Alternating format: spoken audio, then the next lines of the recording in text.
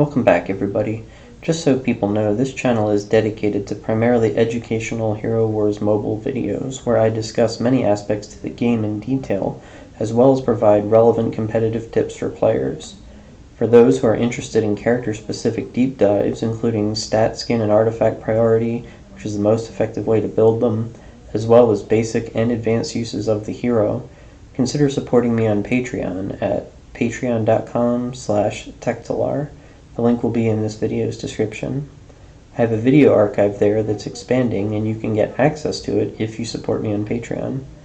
You can also reference my Anvari the Earth Guardian video on this channel to see what the specific hero videos will look like. Also, for the largest, unofficial, and most interactive Hero Wars mobile group, check out my Facebook group called Hero Wars Mobile Community, The GOAT. The link will also be in the video's description. In a new video series, I'm going to be going through the various tabs of the spreadsheet I put on my Facebook group, starting today with the tier list, because this is an often misunderstood tab from what I've seen, and I want to set the record straight with what I meant when creating this. Every hero in this game is currently viable less 1, which is Dante, meaning there's always a better option for your team than this hero. My tier lists are separated by hero role: tanks, damage dealers, and supports. There's no point in contrasting the best tank to a mediocre level support hero because they serve completely different purposes. Also, while for the most part they're a top-down in effectiveness, again, being on a lower tier doesn't mean the hero is not viable. Without further ado, let's get into the tanks. The tank is the unit who stands at the front of your team, meant to absorb and mitigate as much damage as possible for the rest of your team. Simply the best is the top tier for the tanks, which really says it all. Astaroth and Xiri in their own ways are just the best tanks. Xiri because she gets the highest armor and highest health for any character in the game currently. Her ultimate skill, which is her first skill, multiplies her armor and magic defense 2.5 times and forces all enemy skills, even the ones that hit multiple heroes, to only hit Xiri for the next 8 seconds, so her protection is nearly unrivaled. Astaroth, because of his support kit, his Resurrection, which is his Violet ability, as well as his third skill, which shares physical damage with the weakest ally, gives your team a get-out-of-jail-free card they might not otherwise have, and it is very hard to live without. No pun intended. Next up, we have You Can't Go Wrong With These. While this is the second tier down, it doesn't mean these tanks aren't good. It means you can't go wrong with these.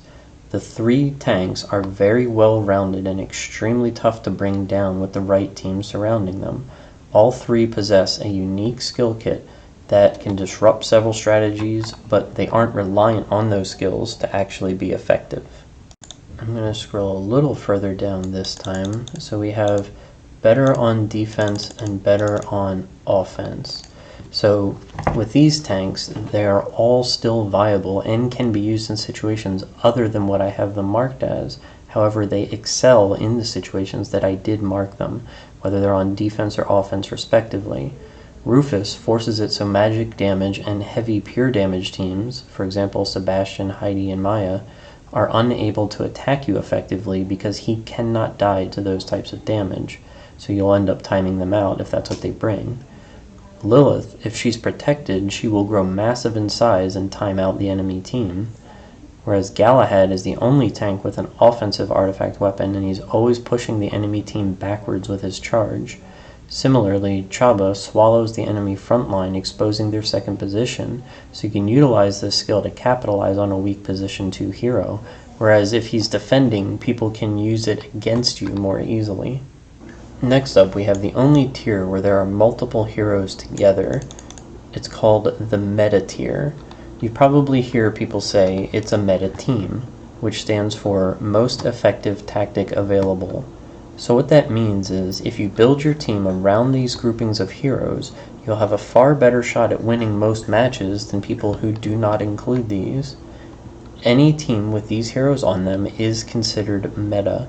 It's not the full team makeup that makes it a meta combination. If these specific combinations exist within your 5, then that means you are using a meta team. and these teams include Kark and Faceless, the Twins, Satori, Ju, Nebula and Thea, Kira and Anvari, Cleaver and Peppy, Sebastian and Jet, Elmir, Dorian, and Daredevil.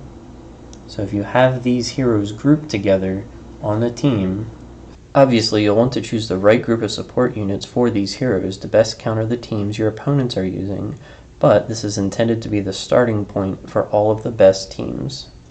Next up for the damage dealers, we have the Steady Pressure tier, which means if these heroes go uninterrupted, they can deal significant damage over time. If you notice, these are largely the heroes who have a lot of penetration, whether it be physical or magical, but lack skills and specific synergy to just completely wipe out the enemy team. So while they can do a lot of damage, they can certainly, be the focus of your team, you won't win quite as frequently as if you make the heroes under the meta team your main focus. Next up, we have the Offensively Adept tier. Within this tier, you have the heroes who can create win conditions, which is basically a setup for you to dramatically shift the flow of battle and kill the enemy team. But it isn't something that can always be forced, and it requires other better units to be fully functional. So these are not heroes you can focus your team around, but they make great filler units. And lastly, we have the support tiers. First up for the support tiers is the Crutch. You will be hard-pressed to find teams without any one of these three units. Defensively, the skills and tankiness they bring to the table are unparalleled, and players rely on these heroes like crazy. It's in your best interest to make sure to build up one or all of these heroes. Next up, standing in a league of her own, is Nebula because of how unique her skills are, in that she enhances the damage potential of allies who stand next to her during battle. Again, just because these tiers are on different levels doesn't mean the tiers below are any worse. The description of what they do is what's important, in this case, making her teammates shine.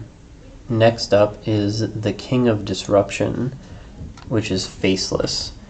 It should come as no surprise to people, but his second skill, which is his Slam, where he lifts up the enemy frontline unit and drops him into the center of the team, is arguably one of the most annoying things you'll have to face while playing this game. It stuns your entire team every time he uses it and is constantly disrupting the abilities used by your heroes. Next up, we have the Dedicated Healers. These three units, their main function is to heal your team. It means they have at least two of their skills are related to healing their allies. So if someone is looking to heal for their team, they're looking for a specific unit that's actually going to be able to fill that role and not trying to deal additional damage and that kind of thing. This is the tier you want to look at to find them. These are the three units that are specifically designed as healers. The next up tier that we have is More Than Meets the Eye. These heroes all have offensive and defensive skills, which, depending on the supporting units they're paired with, can really make that more apparent. So, if you like that kind of flexibility, and you want to keep your opponents guessing, these could be the units for you. Our second to last tier to review is Supportively Unique. These units have a lot to offer teams in specific situations. It could be for offensive or defensive purposes. Sometimes it's even both. They can make or break certain teams, or if they aren't used in the right situations, they could just be really bad units. Bringing up the rear, we have, as I mentioned earlier in the video, we have the Leftovers tier. This one is specific for Dante. It's poop brown for a reason, folks. There is no situation that you can use Dante in that using a different hero wouldn't be significantly better for you. Here's hoping he gets reworked soon. Hopefully this helps you get a better idea of how effective all the heroes are in Hero Wars Mobile. If you want to keep up to date, The spreadsheet where all of this info is housed is on my Facebook page as mentioned in the intro. Check out the link in the video description. Thanks for watching.